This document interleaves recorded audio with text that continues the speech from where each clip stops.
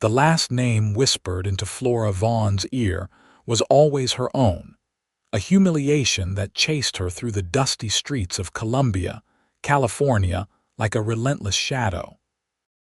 At 22, she had grown accustomed to being the final choice for barn dances, for social gatherings, and for anything that required pairing up in their bustling gold rush town. The year was 1853, and while prospectors sifted through riverbeds searching for fortune, Flora had stopped hoping for her own kind of gold. "Last again, Miss Vaughn."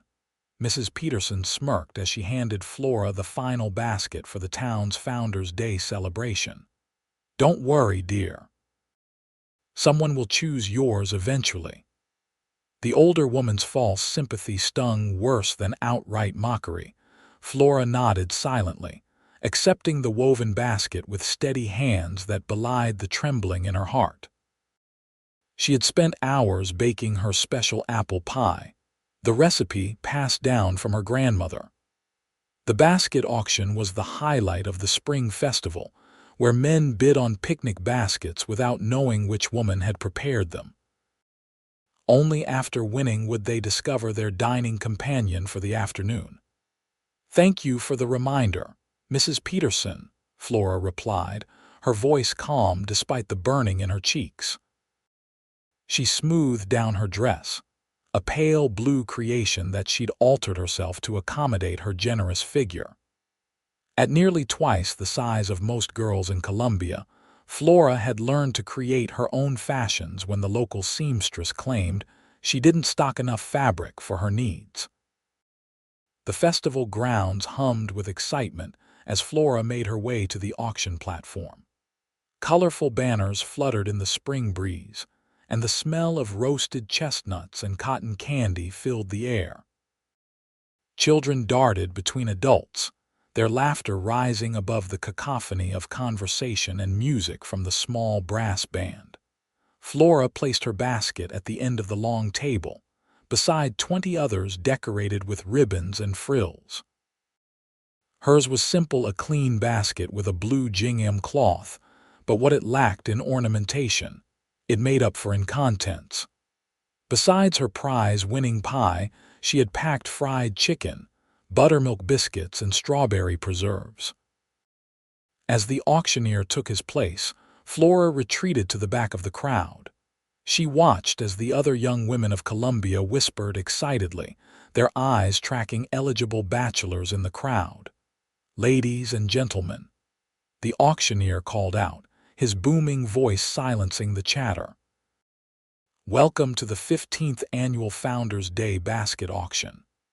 Remember, gentlemen, you're bidding on more than just a meal, you're bidding on the pleasure of a lady's company." The crowd laughed, and Flora tried to share in their mirth, but her smile felt strained. Year after year, her basket was the last to be chosen, usually purchased by one of the older widowers out of pity or by the mayor as a courtesy. She had stopped hoping for anything different. The auction began, and baskets were claimed with enthusiastic bidding. Flora watched as Priscilla Hamilton's elaborate creation, festooned with pink ribbons and flowers, sparked a bidding war between the banker's son and the new doctor. The crowd cheered as the doctor won with an outlandish bid of $15. "Well now, what do we have here?" the auctioneer said as he lifted Flora's basket. "Our final offering of the day, a simple but substantial basket. Shall we start the bidding at 50 cents? The crowd fell silent. Flora's heart sank as seconds ticked by without a bid. She fixed her gaze on the distant mountains, refusing to let anyone see her disappointment. "I'll bid $5, called a voice from the back of the gathering. A collective gasp rose from the crowd, followed by heads turning to locate the source of such a generous offer for the final basket. Flora squinted against the afternoon sun. A tall figure stood at the edge of the crowd, his face shadowed by a wide-brimmed hat. His posture was straight, shoulders broad beneath a well-worn leather vest. A newcomer, Flora realized. someone who didn't know that bidding on her basket was social suicide in Colombia's hierarchy. $5, the auctioneer repeated, clearly surprised. $5 for the final basket. Do I hear $5.50? Silence reigned again. No one would compete for Flora's basket, regardless of the mysterious bidder's interest. Sold for $5 to the gentleman in the back. The auctioneer slammed his gavel with finality. Sir, please come claim your prize and meet your dining companion. Flora's heart hammered in her chest as the crowd parted, revealing her unexpected champion. He moved with the easy grace of a man comfortable in his own skin, each step measured and confident. As he approached the platform, the shadow from his hat lifted, revealing a face that caused Flora's breath to catch.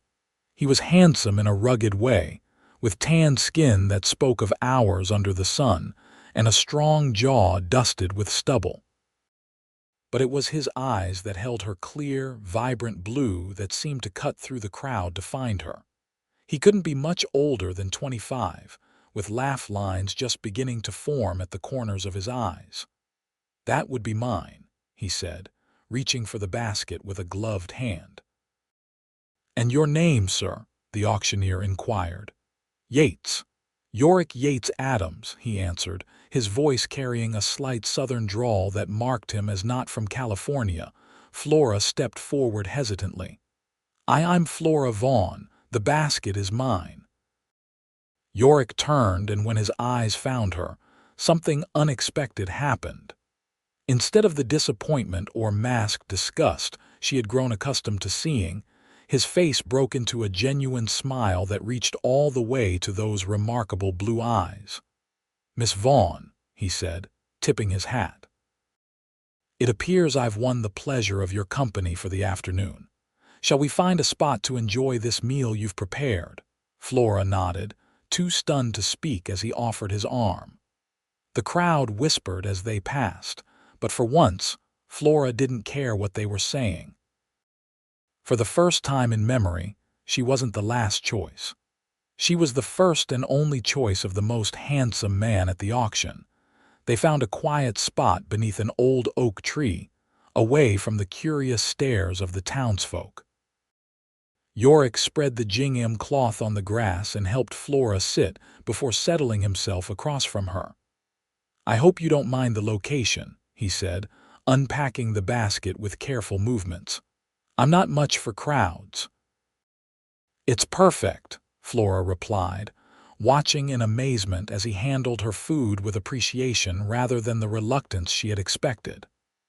Mr. Adams, I feel I should tell you, please call me Yorick, he interrupted, laying out the food.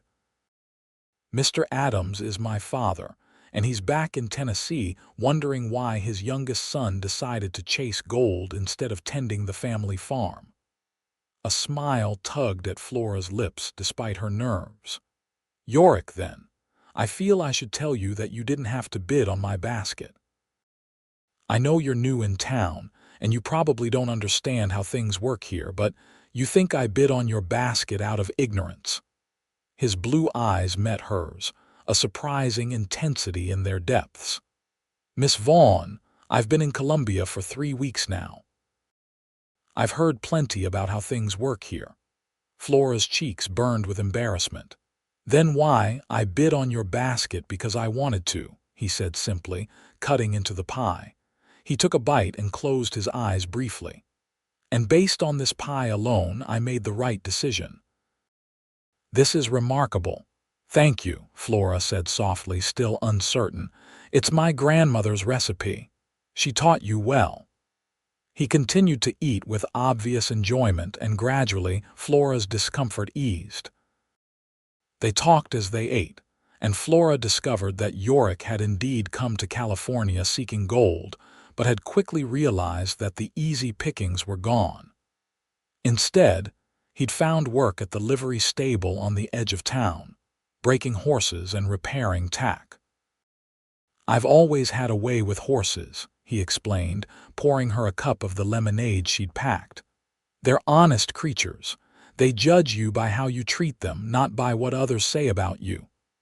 That sounds wonderful, Flora said wistfully. People could learn a thing or two from horses.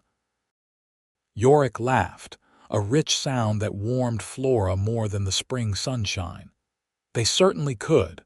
I've found that animals and children are the best judges of character. They see through pretense. And what do they see in you, Mr. Yates Adams? Flora asked, surprising herself with her boldness. He considered her question seriously. The horses see someone they can trust not to hurt them. The children, he smiled softly. Well, the Reynolds kids seem to think I'm good for giving pony rides and whittling toys, so I suppose they see me as useful entertainment. Flora laughed, and the sound seemed to please him. And what do people see when they look at you, Miss Vaughn? He asked, his voice gentler now. Flora's smile faded. She looked down at her hands folded in her lap. They see my size first. Everything else becomes invisible after that. A moment of silence passed between them. Then they're fools, Yorick said finally, his voice firm. Because when I look at you, I see kind eyes that crinkle when you smile. I see hands that create delicious food and a woman who holds her head high despite the cruelty of small minds. Flora looked up, startled by his words. You don't know me. I'd like to, he replied simply. After they finished eating, Yorick helped Flora pack the remaining food back into the basket. As they walked back toward town, Flora felt lighter than she had in years, as though a weight had been lifted from her shoulders if only temporarily. May I call on you properly? Yorick asked as they reached the edge of the festival grounds. Perhaps Sunday after church, Flora hesitated, searching his face for any sign of mockery or hidden agenda. Finding none, she nodded. I live with my father at the bookshop on Main Street, the blue house behind it. I'll be there at 2, he promised. Tipping his hat again before turning to leave, Flora watched him go, his confident stride carrying him through the crowd that seemed to part instinctively before him. Only when he disappeared from view did she allow herself to wonder if perhaps, just this once, she hadn't been chosen last but first. Sunday arrived with painful slowness. Flora had spent the intervening days analyzing every moment of her conversation with Yorick, searching for hidden meanings or signs that she had misunderstood his intentions. By the time she dressed for church in her best dress, a deep green that her father insisted brought out her eyes, her nerves were frayed. You look lovely, Flora Vaughn said as they walked to the small white church at the center of Columbia. A widower who had raised Flora alone since she was 12, he regarded his daughter with fond concern. Is there a special occasion I should know about? Flora flushed. Mr. Adams from the livery stable asked if he might call on me today. Her father's bushy eyebrows rose in surprise. The new fellow, tall chap with the southern accent. Yes, that's him, Frederick nodded thoughtfully. Seems a decent sort. Paid cash for those books on horse breeding last week. Didn't try to haggle like most do. Coming from her taciturn father, this was high praise indeed. At church, Flora felt the usual stares and whispers, but today they seemed less important. She sat straight in the pew, her father beside her, and when Yorick entered just before the service began, her heart leaped traitorously. He wore a clean white shirt with a simple black tie, his usual work clothes replaced by a dark suit that looked freshly pressed. His eyes scanned the congregation until they found her, and the smile he gave her was subtle but unmistakable. After the service, as people gathered on the church steps to socialize, Yorick made his way to Flora and her father. Good morning, Miss Vaughn, he said, tipping his hat. Mr. Vaughn, it's good to see you again, sir. Mr. Adams, Frederick acknowledged with a nod. I understand you'll be joining us for tea this afternoon. If that's still agreeable, Yorick replied, his eyes moving to Flora for confirmation. Yes, of course, she said quickly. 2 o'clock. I'll be there. He nodded respectfully to both of them before being drawn away by the livery owner who wanted to introduce him to someone. Flora tried not to watch him go, but her eyes betrayed her. Beside her, Priscilla Hamilton snickered. My, Flora. It seems you've caught the eye of the new horseman, she said, her voice sweet with poison. How unexpected. He's a good customer at the bookshop, Flora replied evenly, though her hands trembled slightly. I'm sure that's it, Priscilla agreed with false sincerity. After all, what other reason could there possibly be? Before Flora could respond, her father's hand came to rest protectively on her shoulder. We should be going, daughter. There's lunch to prepare before your caller arrives. Grateful for the escape, Flora followed her father home, Priscilla's laughter echoing behind them. At precisely 2 o'clock, a knock sounded at the door of the blue house behind the bookshop. Flora, who had changed her outfit 3 times before settling on a soft blue dress with white lace at the collar, took a deep breath before answering. Yorick stood on the porch, hat in hand and a small bouquet of wildflowers in the other. Miss Vaughn, he greeted her with a smile. These are for you. Thank you, she said, accepting the flowers with genuine pleasure. They're beautiful. Not as beautiful as the lady receiving them, he replied, and though the words might have sounded rehearsed from another man, from him they carried the ring of sincerity. Frederick appeared behind Flora. Come in, Mr. Adams. The tea is ready. The small parlor was modest but comfortable, with well-worn furniture and bookshelves lining every wall. Yorick seemed at ease as he took the offered seat and accepted a cup of tea from Flora. Mr. Vaughn, your bookshop is one of the finest I've seen outside of San Francisco, Yorick said, clearly appreciating the collection that spilled from the shop into their living quarters. Books are my passion, Frederick acknowledged. Unfortunately, not a passion shared by many in a mining town. Their loss, Yorick replied. My mother insisted on education for all her children, even when my father argued that farm work didn't require book learning. A wise woman, Frederick said with approval. And what brings you to California, Mr. Adams? Surely not just the gold. Yorick's expression sobered slightly. No, sir, though that was the initial draw. The truth is, Tennessee held too many ghosts after the fever took my parents and youngest sister 2 years ago. My brothers divided the farm between them, and I decided it was time to seek my own path. Flora's heart went out to him.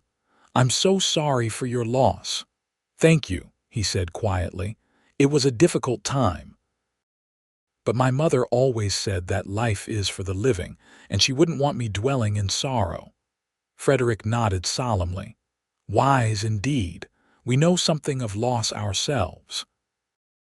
An understanding passed between the men, and Flora realized that her father was truly taking the measure of Yorick Adams. For his part, Yorick seemed to welcome the scrutiny, answering Frederick's questions about his work, his plans, and his character with straightforward honesty. As the conversation continued, Flora found herself relaxing. Yorick had a way of including her in the discussion, asking her opinions and listening attentively to her answers. Unlike many men who spoke only to her father when both were present, Yorick treated her as an equal participant. After tea, Frederick excused himself to attend to a customer who had come to the bookshop despite it being Sunday, leaving Flora and Yorick alone in the parlor with the door conspicuously ajar. Your father is a good man, Yorick observed. He cares deeply for you. We've only had each other since my mother passed, Flora explained. He's been both mother and father to me. And you to him, I suspect, Yorick said perceptively. I noticed how you anticipated his needs during tea. The relationship between you is special. Flora smiled, touched by his observation. Yes, we take care of each other. "I admire that," he said.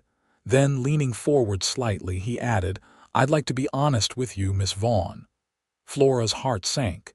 Here it comes, she thought, the explanation for his attention, the hidden motive. "I find myself thinking about you far more than is proper for such a brief acquaintance," he continued, surprising her.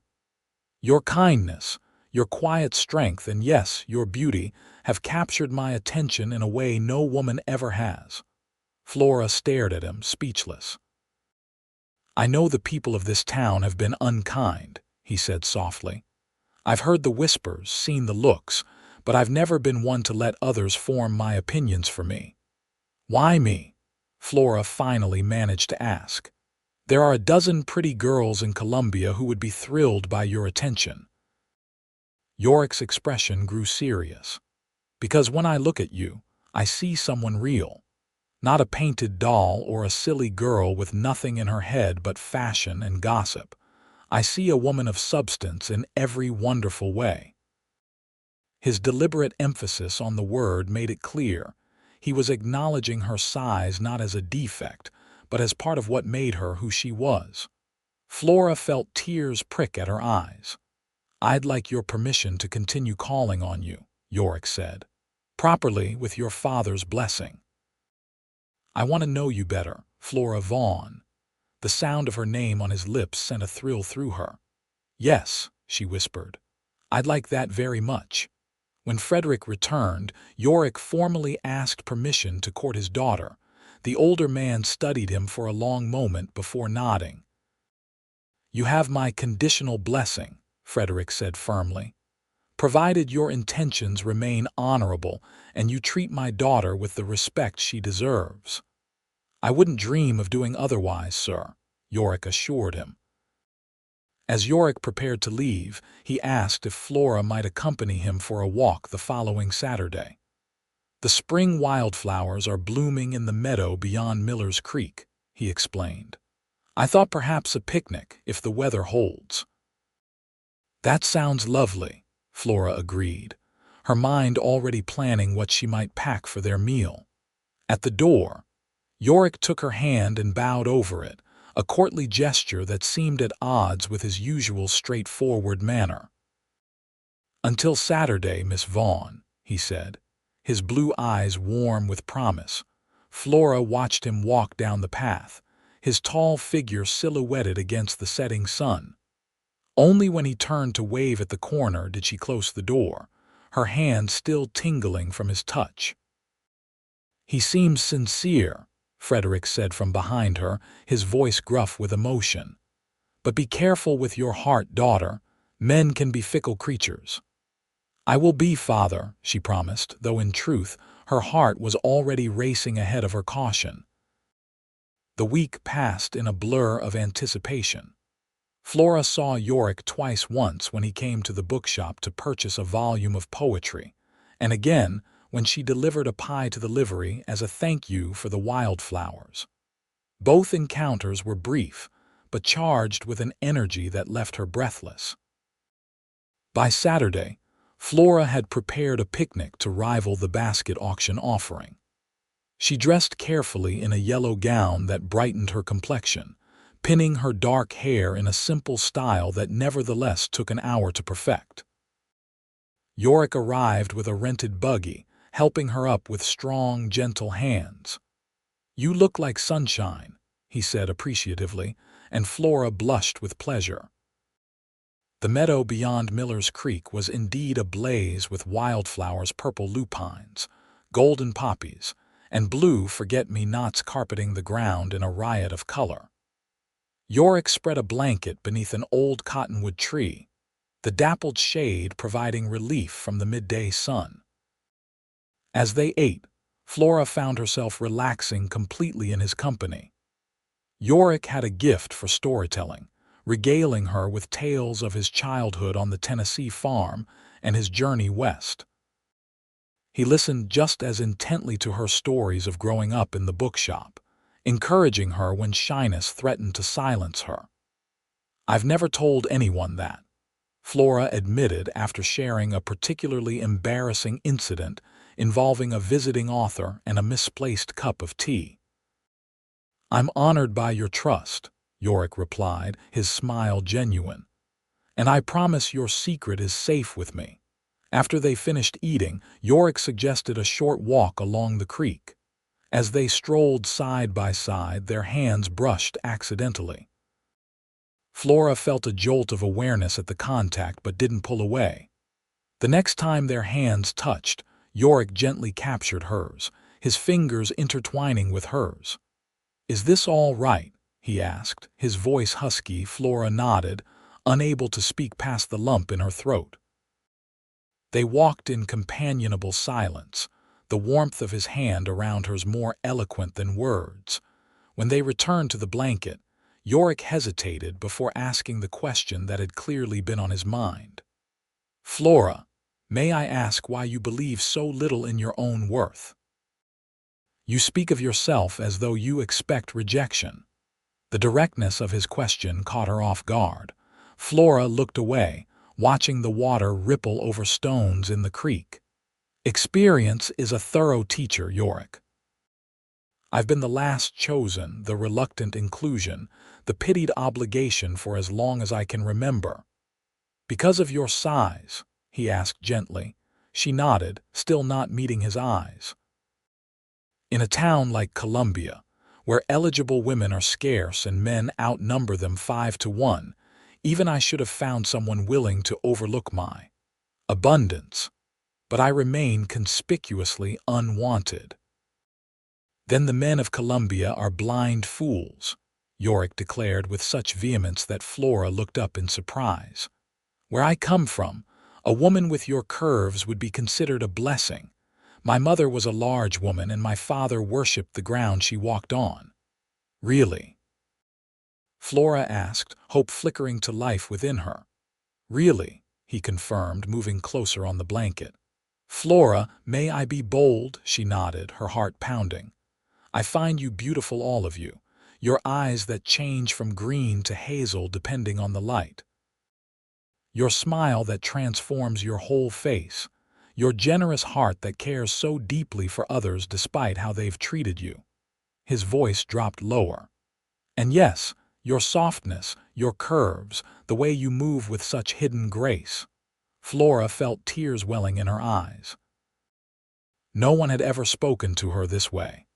"I'd like to kiss you," Yorick said softly, "if you'll permit me." Unable to speak, Flora nodded. Yorick leaned forward slowly, giving her every opportunity to change her mind. When his lips finally met hers, the touch was gentle, questioning. Flora responded hesitantly at first, then with growing confidence as Yorick's arms came around her, drawing her closer.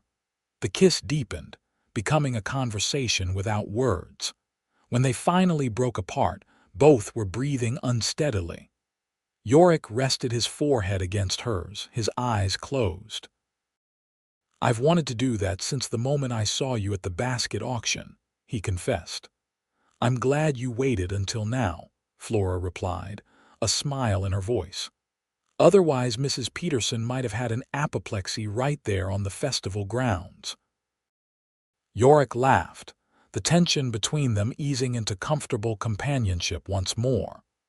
They spent the remainder of the afternoon talking, occasionally sharing sweet, brief kisses that left Flora dizzy with happiness. As the sun began to set, painting the sky in shades of gold and crimson, Yorick reluctantly suggested they return to town. "Your father will worry if we're not back before dark," he said, helping her gather their things. The ride back to Columbia was quiet, both lost in thoughts of the day they'd shared. When they reached the blue house, Yorick helped Flora down from the buggy, holding her perhaps a moment longer than necessary. "Thank you for today," he said. "It was perfect." "It was," she agreed softly. "May I see you tomorrow, after church?" he asked. "Yes," Flora answered without hesitation. "Father always rests on Sunday afternoons. Perhaps we could walk to the lake." "I'll come at 2, Yorick promised, lifting her hand to his lips for a farewell kiss that sent shivers down her spine. Flora watched him drive away, clutching the remaining wildflowers he had picked for her. For the first time in her adult life, she felt chosen, truly chosen for herself alone. The weeks that followed were the happiest of Flora's life. Yorick called on her regularly, taking her for buggy rides, walks by the lake, and quiet evenings on her father's porch. Each encounter deepened their connection, and Flora found herself falling helplessly in love with the earnest horseman from Tennessee. Not everyone in Columbia approved of their courtship. Flora endured snide comments from women who had previously ignored her existence, and suspicious looks from men who couldn't understand what Yorick saw in the fat bookshop girl. But for every cruel word, there was a moment of kindness. Mrs. Miller complimenting her new hairstyle, old Mr. Jenkins remarking that love had made her even prettier, young Sarah Reynolds asking if Mr. Adams was going to be her husband. Yorick seemed oblivious to the gossip. He treated Flora with unfailing respect in public and growing tenderness in private. Under Flora Vaughn's watchful but increasingly approving eye, their courtship blossomed. One evening in late June, as they sat on the porch swing watching fireflies dance in the gathering dusk, Yorick took Flora's hand in his. "I have something to tell you," he said, his expression serious. "I've been offered a partnership in the livery." Flora squeezed his hand. "Yorick, that's wonderful. Mr. Donovan must think very highly of you." "He does," Yorick acknowledged. "He has no sons, and his rheumatism makes it harder for him to manage the physical aspects of the business. With my investment and labor, he can step back while still maintaining an income." "You're staying in Columbia, then?" Flora asked, trying to keep the hope from her voice. Yorick turned to face her fully. "That depends entirely on you, Flora." "On me," she echoed, confused. "I won't accept the partnership unless I know there's a future for me here, a future with you." His blue eyes were intent on hers. "I love you, Flora Vaughn. I've loved you since that day by the creek when you trusted me with your heart. I want to build a life with you if you'll have me." Flora's breath caught. "Are you proposing?" "Inelegantly, but yes," Yorick said with a self-deprecating smile. "I'd planned something more romantic, perhaps a ride to our meadow, a proper speech, but sitting here with you, I couldn't hold the words back any longer." Tears of joy filled Flora's eyes. "I love you too, Yorick. So much that sometimes I'm afraid I'm dreaming and I'll wake up alone again." "No dream," he assured her, pulling a small box from his pocket. "I spoke with your father this morning and received his blessing. I've been carrying this around all day, waiting for the right moment."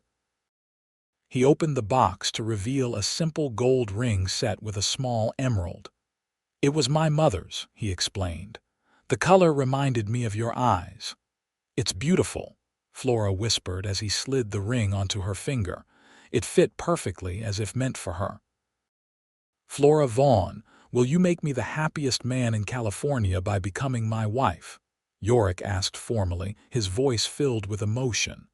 "Yes," she answered without hesitation. "Yes, with all my heart." Yorick gathered her into his arms, his kiss sealing their promise. When they finally parted, both were smiling through tears. "I should tell Father," Flora said, touching the ring in wonder.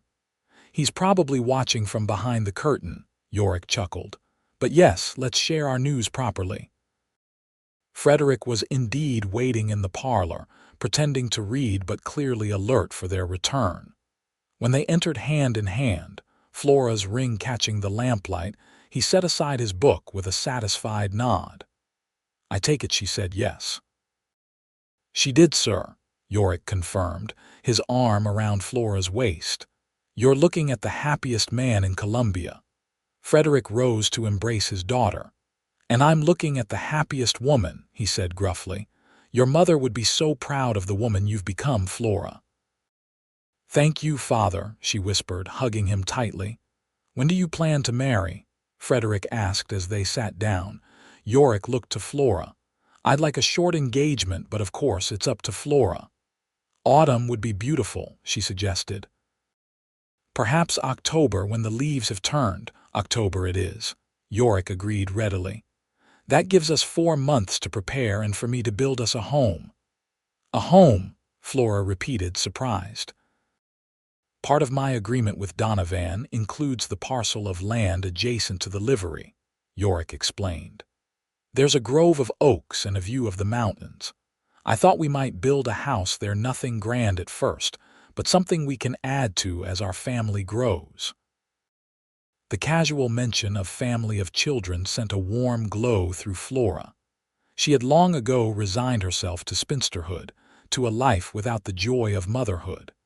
Now, Yorick was offering her everything she had ever dreamed of but never dared hope for. That sounds perfect, she said softly. The news of their engagement spread through Columbia with predictable results: surprise, speculation, and in some quarters, disbelief. But as summer turned to fall and preparations for the wedding progressed, even the most skeptical were forced to acknowledge the genuine affection between the couple. Yorick threw himself into building their home, working at the livery by day and on their house during every spare moment. Flora often brought him dinner, sitting with him on the partially constructed porch as the structure gradually took shape, a modest 2-story home with plenty of room for the family they both hoped to have. It will be the most beautiful house in Columbia, Flora declared one evening as they admired the completed exterior. The walls were whitewashed, the shutters painted a cheerful blue that matched the front door. Because you'll be in it, Yorick replied, pulling her close. 3 more weeks and you'll be Mrs. Adams. I can hardly wait, Flora admitted, resting her head on his shoulder. The wedding day dawned clear and cool, the October sky a brilliant blue above the autumn foliage. Flora dressed in her mother's wedding gown, which Frederick had preserved carefully for this day. The ivory satin had been altered to fit Flora's larger frame, with additional lace panels inserted to widen the bodice and skirt. The result was a unique creation that honored both the past and present. You look like an angel, Frederick said, his eyes misty as he prepared to walk her to the church. A rather substantial angel, Flora joked, smoothing the fabric over her hips. Perfect in every way, her father insisted, offering his arm. The small church was filled to capacity, not just with the usual society members but with people from all walks of Columbia life, miners who frequented the livery, children Yorick had given pony rides to, customers from the bookshop who had watched Flora grow from a shy girl into a confident woman. Even Mrs. Peterson had come, though she sat in the back with a pinched expression. When the church doors opened and Flora appeared on her father's arm, a collective murmur of appreciation rose from the congregation. But Flora saw only Yorick, standing tall and handsome at the altar, his eyes filled with love as he watched her approach. The ceremony was simple but deeply moving. When asked who gave this woman, Frederick's voice broke as he replied, "I do, with pride and love." The traditional vows were spoken with clear conviction, both bride and groom radiating happiness as they promised to love and cherish each other for the rest of their lives. "I now pronounce you husband and wife," the minister declared. "Mr. Adams, you may kiss your bride." Yorick cupped Flora's face gently in his hands. "I love you, Mrs. Adams," he whispered, before claiming her lips in a tender kiss that promised a lifetime of devotion. The reception was held at the newly completed Adams home, with tables set up in the yard under the oak trees. The town's best musicians played lively tunes as guests feasted on a wedding dinner prepared by the women of the church under Flora's direction. As the celebration continued into the evening, Yorick pulled his bride away from the crowd for a moment of privacy on their new porch. "Happy?" he asked, his arms encircling her waist. "Beyond words," Flora replied, reaching up to touch his face. "I never imagined I could be this happy, Yorick. You've given me more than just your love, you've given me the chance to believe in myself." "You did that on your own," he corrected her gently. "I just recognized the amazing woman you already were."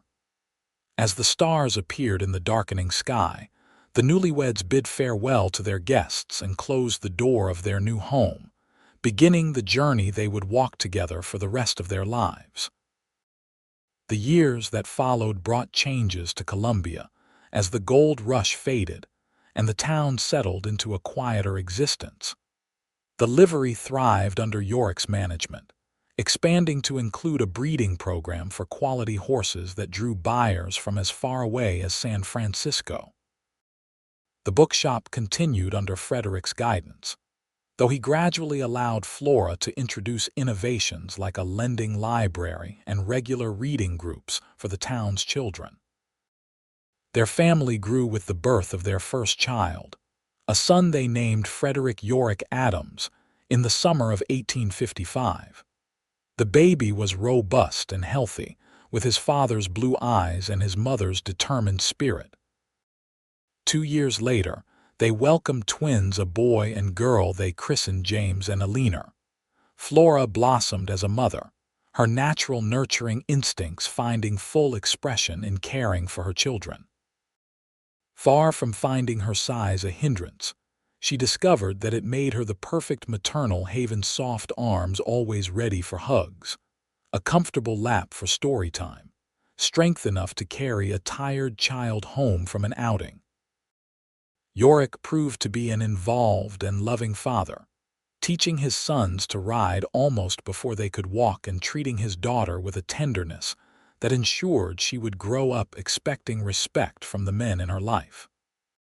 He remained as devoted to Flora as he had been during their courtship, finding new ways to show his love as they built their life together. On their 5th wedding anniversary, Yorick surprised Flora with a special gift, a journal bound in soft leather, its pages filled with his handwriting. "What's this?" she asked, running her fingers over the embossed cover. "Open it," he encouraged, watching her face. Flora turned to the first page and began to read. October 15, 1853. "Today I saw the most beautiful woman in Colombia for the first time." She was carrying books to the general store, her dark hair escaping its pins in the breeze. She smiled at a child who ran past her, and the smile transformed her face into something extraordinary. "I must find out who she is." Flora looked up in shock. "You saw me before the basket auction." Yorick nodded. "I watched you for weeks before I found the courage to approach you. I wrote down my impressions, my hopes. This journal contains every thought I had about you from the first day I saw you until the day I proposed." Tears filled Flora's eyes as she turned the pages, reading Yorick's private thoughts, his admiration for her kindness, his anger at how she was treated by others, his growing love for every aspect of her character, and yes, her physical self. "You never told me," she whispered. "I was afraid you wouldn't believe me," he admitted. "That you'd think I was just saying pretty words. I wanted to show you through actions first, to earn your trust." Flora closed the journal and held it to her heart. "I love you so much, Yorick Adams, every day more than the day before." "And I love you, Flora Adams. Every inch of you, inside and out, yesterday, today, and forever." As they sealed their renewed commitment with a kiss, their children burst into the room, clamoring for attention and treats. Flora and Yorick exchanged a look of perfect understanding before turning to embrace their family, the beautiful life they had built together from an unlikely beginning at a basket auction, where, for once, Flora Vaughn had not been the last chosen, but the first and only choice of the man who would love her completely and without reservation for all their days. In the spring of 1870, as Colombia prepared for its annual Founders' Day celebration, 17-year-old Yorick Adams stood beside her mother at the auction platform, nervously adjusting the ribbon on her basket. "What if no one bids on it, Mama?" she whispered, echoing the fear that had once plagued Flora herself. Flora smoothed her daughter's honey-colored hair, so like Yorick's in the sunlight. "Someone will, darling. The right someone." At 40, Flora was still a large woman, her figure softened further by the years and the birth of a fourth child, a surprise daughter named Hope, who had arrived when the twins were 10. But where once she had seen only flaws in her reflection, she now recognized strength, character, and the beauty that Yorick had always insisted was there. As if summoned by her thoughts, her husband appeared beside them, their youngest daughter perched on his shoulders. At 43, Yorick's hair was touched with silver at the temples, but his blue eyes were as vibrant as ever, especially when they rested on his wife. "The handsomest men in Colombia are already eyeing your basket, Alina," he assured his daughter with a wink. "Including young Thomas Mitchell, who's been asking Frederick about you for weeks." Alina blushed prettily. "Papa, Frederick promised not to tell." "Your brother didn't have to," Yorick laughed. "A father notices these things." Flora watched her family with quiet joy. Their sons had grown into fine young men, Frederick working alongside his father at the livery, showing a particular talent for horse breeding, and James apprenticed to his grandfather at the bookshop, his scholarly nature finding its perfect expression among the volumes he loved. As the auction began, Flora's mind drifted back to that fateful day when Yorick had bid $5 for her simple basket. So much had changed since then. Colombia had weathered the decline of mining, transforming from a bustling boom town to a settled community. The Adams family had prospered, adding to their home and business as the years passed. Frederick Vaughn, now in his 70s, had gradually retired, turning more responsibility over to James while enjoying his role as a doting grandfather. Most significantly, Flora herself had changed.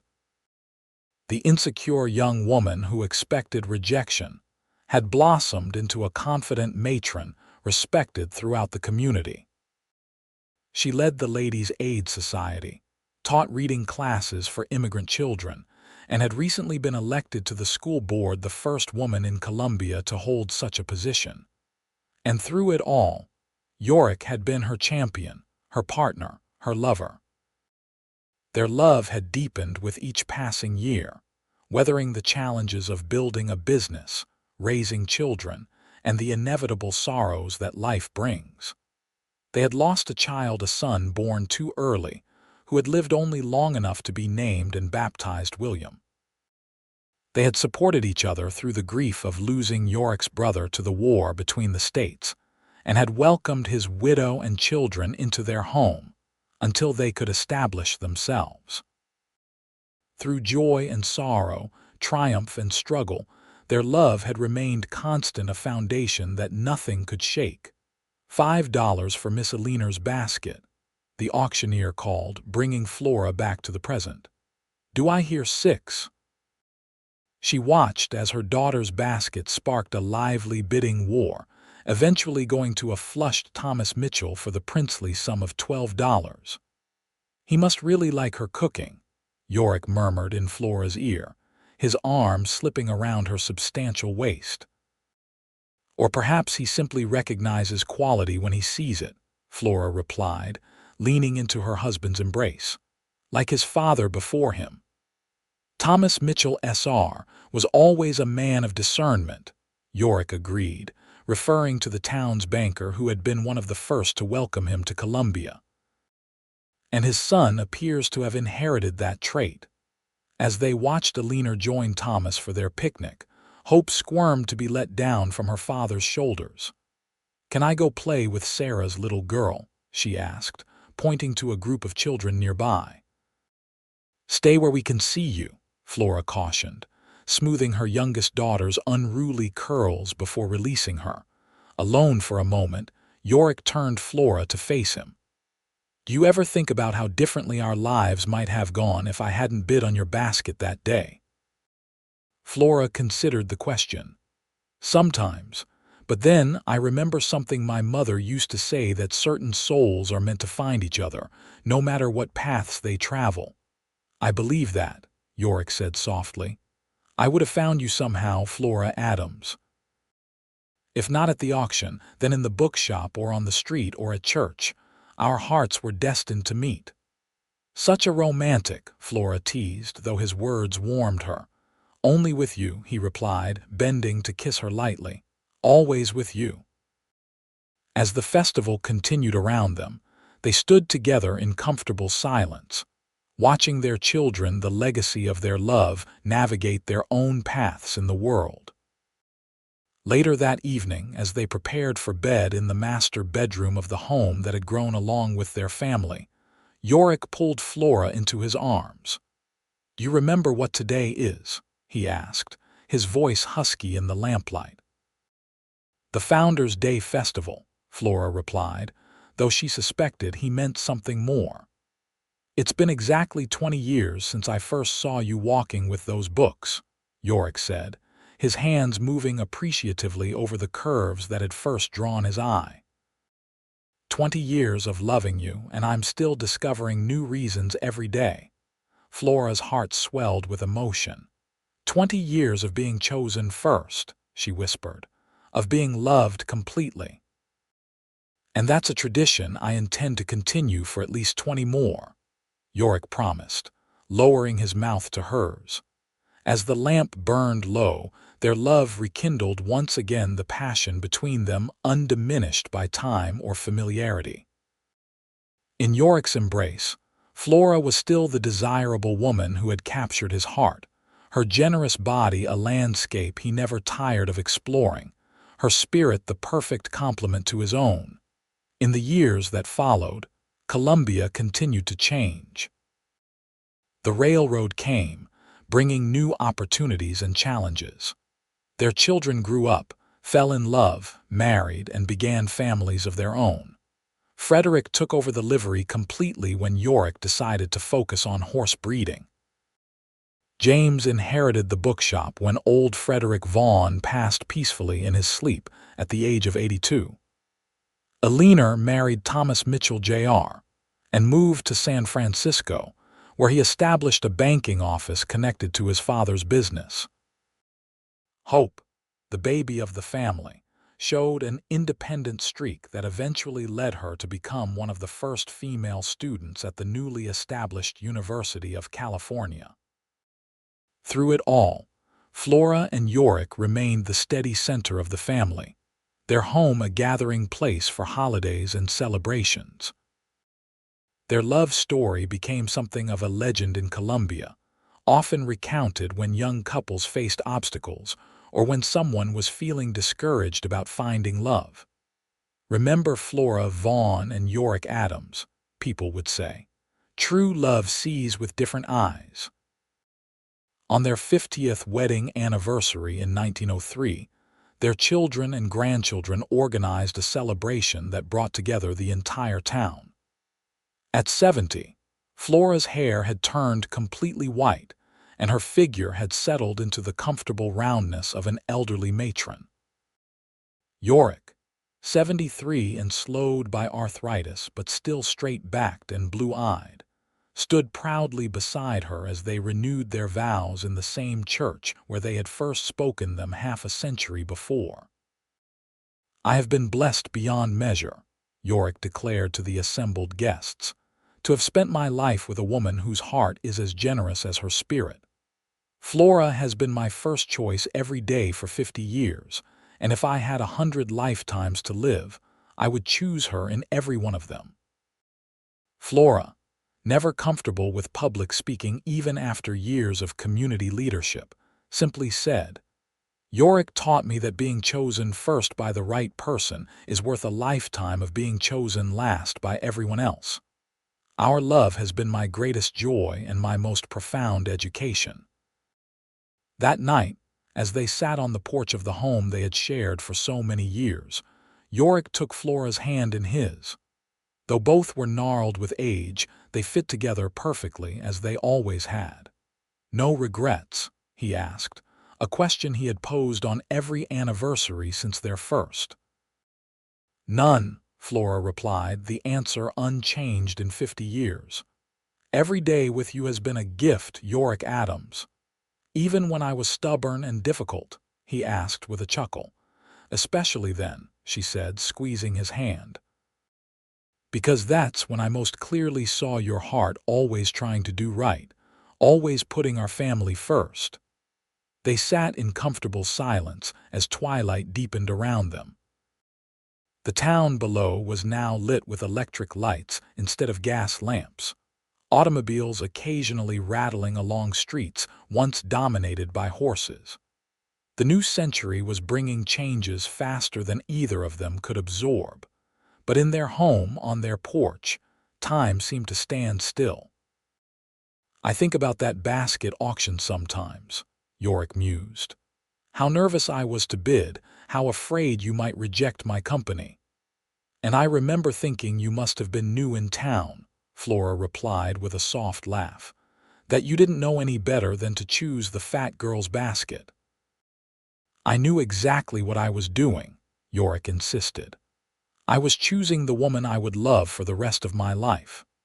As stars appeared in the velvet sky above Columbia, Yorick leaned over to kiss his wife with the tenderness that had never diminished. In that moment, they were not an elderly couple celebrating 50 years together, but a cowboy and a bookshop girl, finding in each other the love they had always hoped for but never expected. Flora Vaughn Adams, once last chosen for everything, remained first in line for Yorick Adams' heart always and forever.